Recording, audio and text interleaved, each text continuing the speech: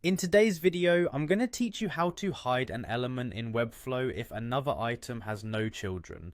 We're going to walk through this process step by step to ensure you have a clear understanding and can easily implement it on your own project. So let's dive right in.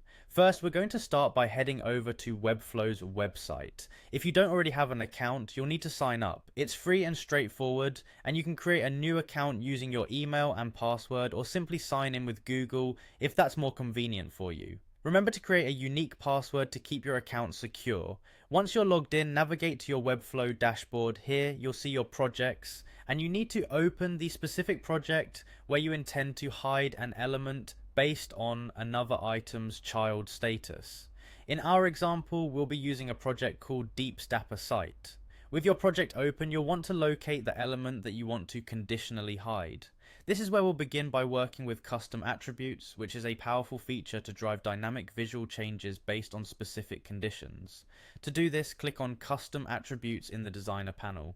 It's crucial that you give your custom attribute a descriptive name so you can easily identify its purpose later on. Moving forward, you need to assign values and set a condition for your element. For instance, you can set an attribute to determine whether your item has children. If it does have children, you might want something visible, if not, perhaps hidden.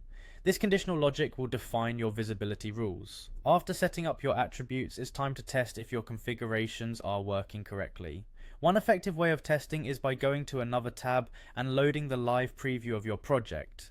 Here you can check whether the element is behaving as expected, becoming visible or hidden based on the presence or absence of children. Once you've confirmed that your conditional logic is working, the next steps involve toggling between hidden and visible states for the element. Click on hidden to hide the element if the conditions are met, then verify that it's indeed invisible when it should be. Then see how it looks visible, matching your criteria. Finally, once you're satisfied that everything is set up just right, it's time to publish your site to make these changes live. Simply click on Publish and then select Publish to selected domains to push out your adjustments to your chosen domains. And that's it. With these steps, you have effectively set up conditional visibility for elements in Webflow based on the presence of children in another item. I hope you found this tutorial helpful and that you're now equipped with the knowledge to apply these techniques to your own Webflow projects. Thanks for watching, and remember to subscribe for more useful guides like this one.